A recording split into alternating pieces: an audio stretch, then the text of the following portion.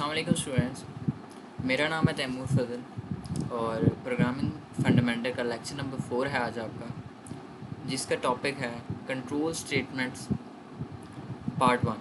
Control statements part 1 basically इसमें हम पढ़ेंगे क्या। इसमें हम एल्गोरिथम पढ़ेंगे, उसके बाद इसमें हम कंट्रोल स्ट्रक्चर्स पढ़ेंगे, उसके बाद कंट्रोल स्ट्रक्चर्स की डिफरेंट जो टाइप्स होंगी हम उनको डिटेल में पढ़ेंगे, और जिसमें आपके पास if else while do while, उसके बाद हम स्विच स्टेटमेंट को भी थोड़ा बहुत पढ़ेंगे, और ये सारों को हम प्रैक्टिकली भी देखेंगे। प्रोग्राम्स की हेल्प से मैं आपको समझाऊंगा कि आखिर कंट्रोल स्टेटमेंट्स में कौन कौन सी टाइप्स हैं और उनके आगे जो टाइप्स हैं मतलब जो उनमें यूज़ की जाती हैं उनसे कैसे आप एक अच्छा प्रोग्राम बना सकते हैं। उसके बाद इसी चैप्टर में हम ऑपरेटर्स के बारे में, इंक्रीमेंट ऑपरेटर, डिक्रीमेंट ऑपरेटर के बारे में थोड़ा सा मैं आपको बता दूंगा जो आपको फ्यूचर में काम आएगा। वैसे मैं ये बता चुका हूँ increment operator decrement operator use क्यों होता है। तो बेसिकली हम फर्स्ट अपने टॉपिक पर चलते हैं जिसका नाम है एल्गोरिथम। अब एल्गोरिथम आपने पहले भी पढ़ा होगा। Algorithm is just an working written work which we are going to do to write a program for developing a program. For example आप कोई चीज़ बाज़ार से लेने जाते हैं, तो आप क्या करते हैं कि आप एक पेपर लेते हैं, उस पर लिखते हैं, मेंशन करते हैं कि मैंने ये चीज़ें लेके जानी है। तो एल्गोरिथम भी कुछ ऐसा ही है और इसकी डेफिनेशन ऐसे है: a step by step procedure to solve a problem is called an algorithm. ठीक है, जो भी प्रॉब्लम होगी उसको आप स्टेप बाय स्टेप एक प्रोसीजर के पॉइंट ऑफ व्यू से करेंगे तो एक तो फर्स्ट ऑफ ऑल आपकी प्रॉब्लम भी सॉल्व हो जाएगी, सेकेंडली आपका क्या हो जाएगा, आपका वो काम भी हो जाएगा। फॉर एग्ज़ाम्पल अगर मैं आपकी एक छोटी सी इसी की एग्जांपल दे दूँ कि अगर आपने चाय बनानी है तो आप क्या करेंगे चाय बनाने के लिए। फर्स्ट ऑफ ऑल आप एक बर्तन लेंगे, उसमें पानी डालेंगे। देखें ये स्टेप बाय स्टेप एक प्रोसीजर बन रहा है जिसके थ्रू हम क्या कर रहे हैं, चाय बनाने का एक एल्गोरिथम बना रहे हैं। फॉर एग्जांपल तो फर्स्ट लाइन पे क्या होगा कि आपने एक बर्तन ले लिया, सेकंड लाइन पे क्या होगा, आपने उसमें पानी डालना है, थर्ड पे क्या होगा, आपने गैस ऑन करनी है, फिर उसमें जो भी चीज़ें आपने डालनी है, चीनी पत्ती, नमक डाल के, दूध डाल के आपने चाय बनानी है। ठीक है, एट द एंड वो क्या होगा, आपका एक एल्गोरिथम बन जाएगा जो आपने एक्सिक्यूट करवाना होगा। अब यहाँ पर देखें, the action to be execute and the order in which they are the actions execute. अब इसमें दो चीज़ें हैं, एक तो जो एक्शन है जो आपने परफॉर्म करवाना है, फॉर एग्जांपल चाय बनानी है तो चाय एक एक्शन है, फॉर एग्जांपल एक चाय एक्शन, ठीक है, और उसको एक सीक्वेंस में करना भी एक क्या है, डिमांड है जो आपको गिवन है। फॉर एग्जांपल आप ये नहीं कर सकते कि आप चीनी पत्ती पहले डाल दो, पानी बाद में डाल दो, या आप पहले वो कहते हैं ना, फॉर एग्जांपल पहले दूध डाल दो। दूध लोग करते इस तरह यूजुअली करते भी हैं, बट ये नहीं होता कि आप पहले क्या करो, दूध को सही तरह गर्म कर लो, फिर उसमें चीनी पत्ती डालो। साथ साथ चीज़ों को डाला जाता है, सिलेक्शन मतलब साथ साथ मैनेज किया जाता है। तो बेसिकली ये स्टेप्स हम एल्गोरिथम में फॉलो करते हैं और इन्हीं को फॉलो करते हुए हम क्या बनाते हैं, एक अच्छा एल्गोरिथम बनाते हैं। ठीक है, अब आपके पास कुछ एग्जांपल्स हैं तो वो आपने खुद देखनी है कि आप लोग किस किस्म के फॉर एग्जांपल एल्गोरिथम बना सकते हैं। ठीक है, जो नेक्स्ट टॉपिक है हमारा वो है, जो नेक्स्ट टॉपिक है वो जो सीडो कोड है। बेसिकली ये हमारे पास एक तरीका है लिखने का कोड। जैसे हम एल्गोरिथम लिखते हैं तो उसमें हमने एक प्रोसीजर लेना होता है कि हमने स्टार्ट और एंड कैसे करना है। तो सीडो कोड भी कुछ ऐसे ही होता है। तो it is an artificial and informal language that helps you to develop an algorithm without having to worry about the detail of C++ language syntax। आपको syntax की information नहीं है फिर भी आप एक अच्छा algorithm लिख सकते हैं। और सीडो कोड आपको एक मतलब एक किस्म का एक हेल्प है आपके लिए, प्रोवाइड करता है कि अगर आपको सी लैंग्वेज नहीं आती या C++ नहीं आती तो आप एक अच्छा जो है ना एल्गोरिथम लिख सकते हैं, एक अच्छा प्रोग्राम डेवलप करवा सकते हैं। ठीक है, the pseudo code we present is helpful for developing algorithm that will be converted to structural C++ programs. अब ये देख लें, ये वही कह रहा है कि सीडो कोड को हम क्या करते हैं, बाद में चेंज कर लेते हैं C++ लैंग्वेज में। ठीक है, SIDO code does not execute on computers. ये देख लें, कंप्यूटर में डायरेक्टली एग्जिस्ट नहीं करता क्योंकि आपने ये सिंपल एक किस्म का वे में लिखा होता है जिसको हम कह सकते हैं सीडो कोड का जिसको नाम दिया गया है, उसके थ्रू आप एक एल्गोरिथम लिखते हैं जिससे डायरेक्टली हम कंप्यूटर में एक्सेस नहीं करवा सकते। नेक्स्ट जो हमारे पास टॉपिक है, जो मेन टॉपिक है, जो आज का टॉपिक है वो है कंट्रोल स्ट्रक्चर्स। अब बेसिकली कंट्रोल स्ट्रक्चर्स होते क्या हैं, कंट्रोल स्ट्रक्चर्स की टाइप क्या है, उसको कैसे यूज़ किया जाता है, वो हम पढ़ेंगे आज के टॉपिक में। और ये normally statements in a program execute one after the other in the order in which they are written. Basically जो एक स्टेटमेंट है उसके बाद हम नेक्स्ट स्टेटमेंट देते हैं, तो स्टेटमेंट बाय स्टेटमेंट हम चलते हैं, तो उनको हम कंट्रोल स्ट्रक्चर्स फॉर एग्जांपल एक सीक्वेंशियल एक्सक्यूशन हम कह सकते हैं उसे, कि एक स्टेटमेंट हमने एक्सिक्यूट करवाई, उसके बाद नेक्स्ट स्टेटमेंट में चले गए, उसके बाद नेक्स्ट स्टेटमेंट में चले गए, तो इस जो एक्सक्यूशन को हम कहेंगे उसको हम बोलेंगे सीक्वेंशियल एक्सक्यूशन है हमारी, सीक्वेंशियल स्ट्रक्चर है हमारा, ठीक है। Various C++ statement we will soon discuss able you to specify the next statement to execute may be other than the next one in execution in sequence. तो आपको जो next statements हम पढ़ते हैं, फॉर एग्जांपल अगर मैं आपको बताऊं कि नेक्स्ट स्टेटमेंट आपको ऑलरेडी भी फॉर एग्जांपल समटाइम पता होती है, ठीक है, कि 1 के बाद क्या आएगा, 2 आएगा। फॉर एग्जांपल मैं आपको एक प्रोग्राम देता हूँ, उसके बाद आपने 1 to 10 तक काउंटिंग लिख के देनी है, तो आपके माइंड में तो है कि 1 के बाद क्या आ रहा है, 2 आ रहा है, 3 आ रहा है, 4 आ रहा है। तो इसी तरह कुछ प्रोग्राम्स भी होंगे जिनकी एक्सिक्यूशन स्टेप बाय स्टेप हम करेंगे, इन्हें सीक्वेंस करेंगे, और उनको हम क्या बोलेंगे, this is called transfer of control, कि उसको हम बोल सकते हैं कि ये ट्रांसफ़र ऑफ कंट्रोल है, 1 by 1 सिस्टमेटिकली वो क्या करेगा, प्रोग्राम फ्लो करेगा, ठीक हो गया।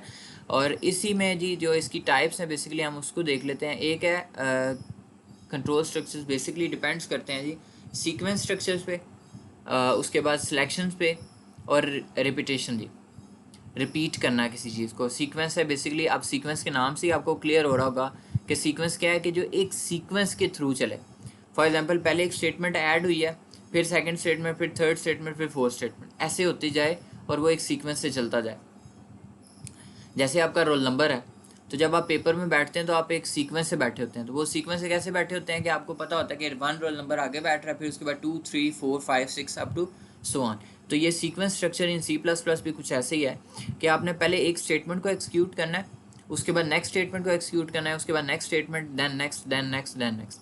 तो sequence structure is built into C++ unless directed otherwise the computer executes C++ one after the other in the order in which they are written।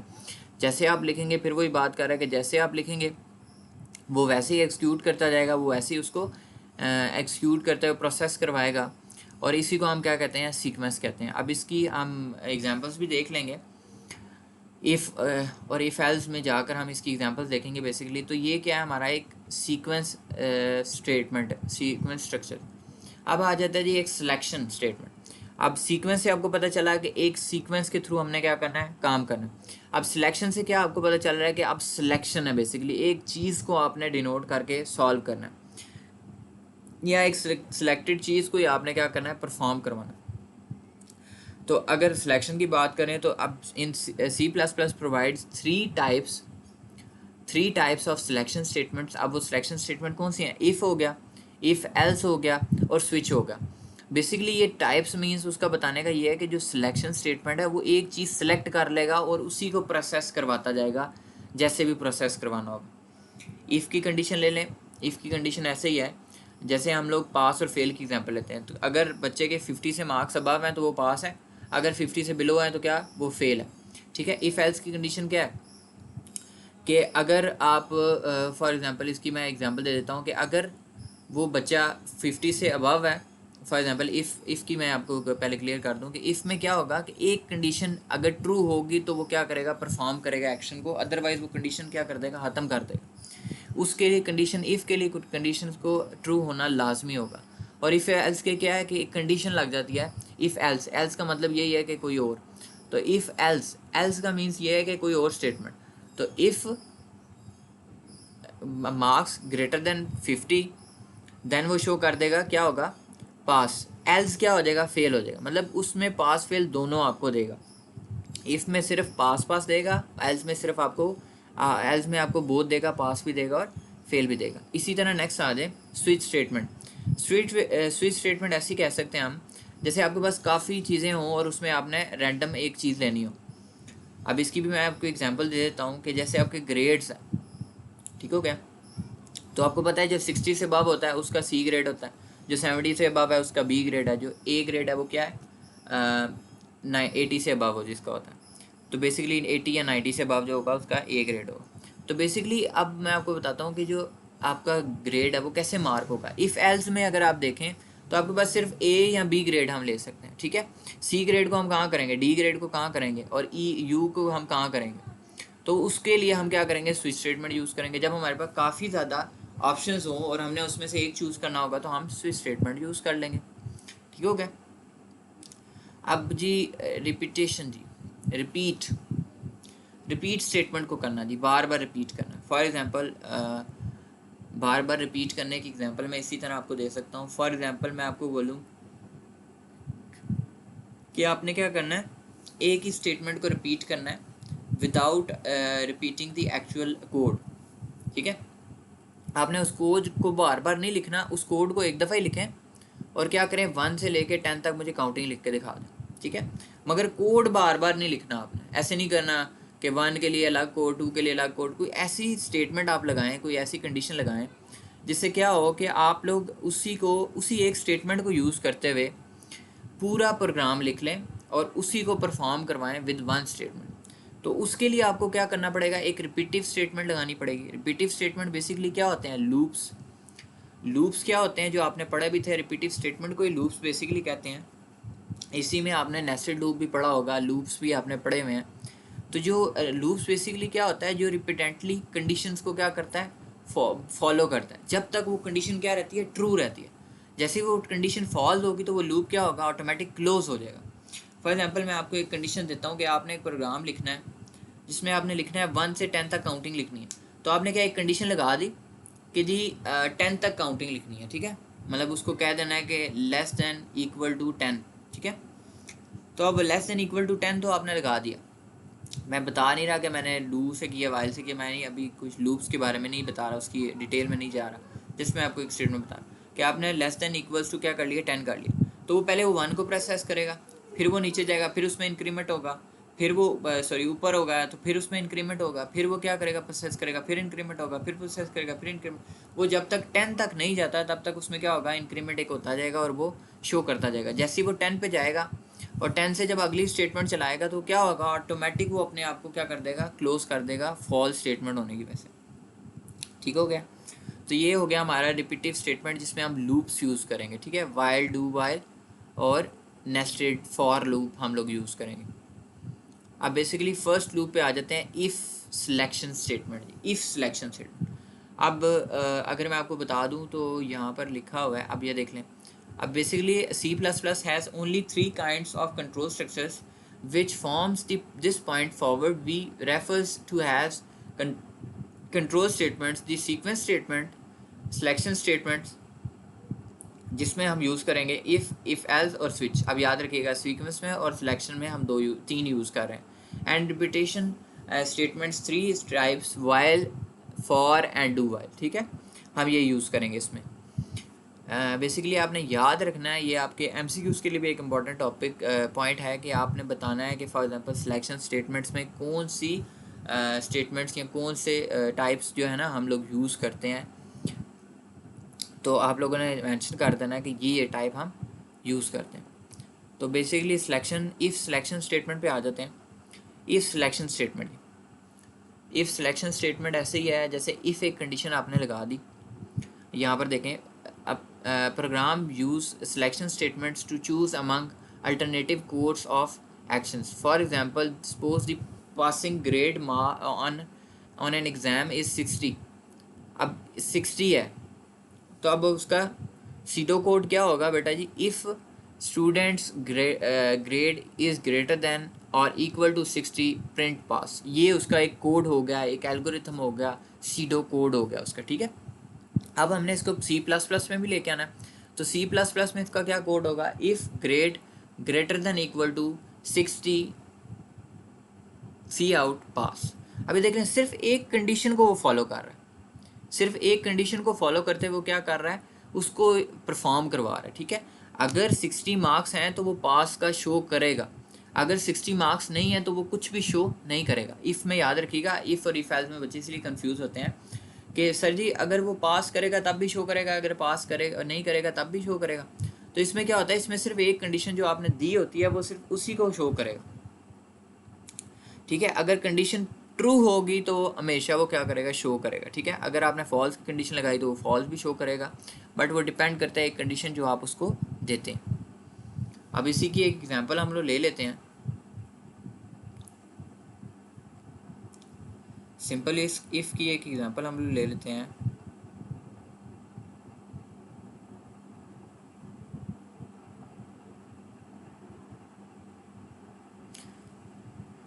ये इसका फ्लो चार्ट है जी। फ्लो चार्ट को भी लाजमी देख लें तो आपको सही समझ आ जाएगी क्या इशू आपके पास आ सकता है। तो यहाँ पर ये इफ़ एल्स की कंडीशंस दे रहा है। तो इफ़ की कंडीशंस, हाँ ये लास्ट पेज पे हमारे पास आ गई। ये देखें, आपने एक प्रोग्राम लिखा है, ठीक है, जिसमें 2 नंबर्स हैं और उनको बताया है कि b ग्रेटर दैन a है। मतलब ये जो b है ये a से क्या है, ग्रेटर है। मतलब अगर मैं आपको बता दूं यहाँ से,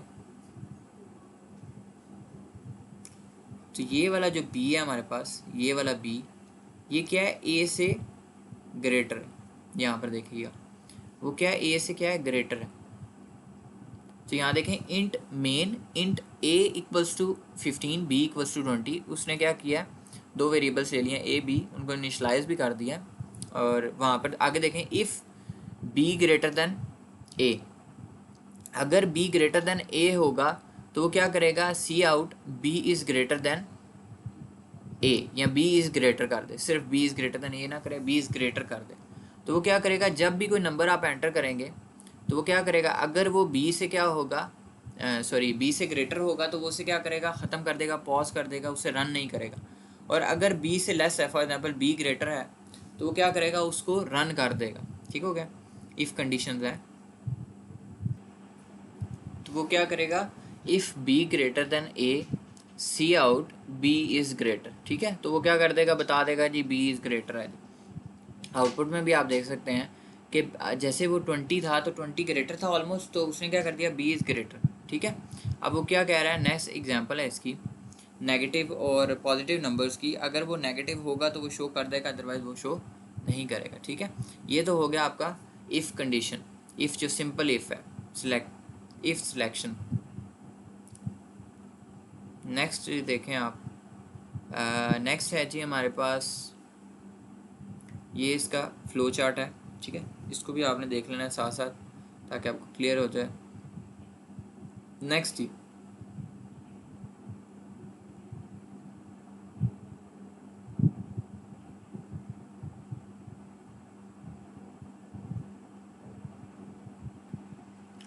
तो नेक्स्ट पॉइंट हमारे पास क्या है जी, if else statement. If else statement, if else जो इफ़ एल्स है हमारे पास वो आ जाता है।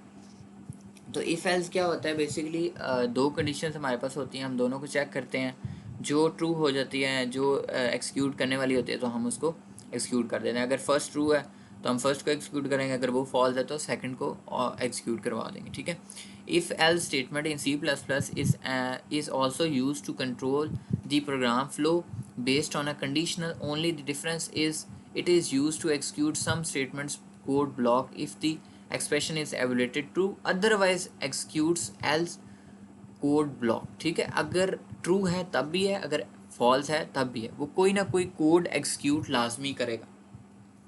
उसमें क्या होता था कि अगर कंडीशन ट्रू हो तो तब भी वो क्या करता था, शो करता था, अदरवाइज वो कुछ भी शो नहीं करता था। ठीक है, तो इफ़ एल्स का बेसिकली जो है आपका फ्लो चार्ट वो भी देख सकते हैं आप, कि इफ़ एक्सप्रेशन है, अगर ट्रू है तो भी है, फॉल्स है तब भी है, और दोनों वो देख लें एट द एंड स्टॉप हो रहे हैं। अगर ट्रू होगा तो ये स्टेटमेंट वो कर देगा, अगर फॉल्स है तो ये स्टेटमेंट कर देगा, मतलब एल्स में। आप अब इसी का एक प्रोग्राम आप देखें जिससे आपको काफ़ी अच्छा क्लियर हो जाएगा। कि यहाँ पर देखिएगा, उसने वही ग्रेटर वाली एग्जांपल दिया है। मैंने जैसे पास फेल की आपको एग्जांपल दिया है कि अगर 60 मार्क्स होंगे तो वो क्या शो कर दे, पास। अगर 60 मार्क्स से लेस हैं तो क्या कर दे, फेल। तो बेसिकली यहाँ पर जो एग्जांपल है वो देखें आप, इफ़ आपने लगाया है तो उसने क्या किया, इंट ए बी ले लिया, 2 वेरिएबल्स, उसी को क्या कर दिया, 15 और 20 वैल्यूज साइन कर दिया। इफ़ बी ग्रेटर देन ए, अगर क्या है बी ग्रेटर देन ए, तो सी आउट बी इज़ ग्रेटर। ठीक है, एल्स ए इज़ ग्रेटर। अब ये देखें, एल्स में उसने क्या कंडीशन लगा दी है, उसको क्या कर दिया कि अगर बी ग्रेटर है तो बी का शो कर दे, अगर बी ग्रेटर नहीं है तो क्या कर दे, ए ग्रेटर है जी, ठीक है। वो दोनों तरफ से चेक कर रहा है कि अगर बी ग्रेटर है तो बी को शो कर देगा, अगर ए ग्रेटर है तो ए को शो कर देगा, दोनों कंडीशन में कोई एक ट्रू कर देगा। उसके बाद आ जाता है आपका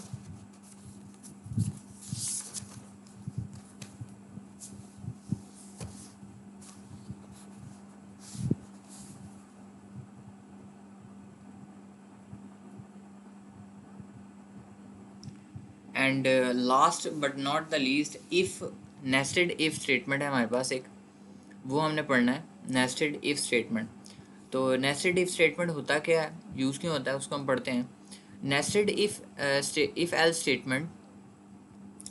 statement test for multiple cases by placing if else selection statements inside other if else statement. For example आपने लूप्स के बारे में पढ़ा था, a loop within a loop is called nested loop, ये नेस्टेड लूप की आपने example पढ़ी थी।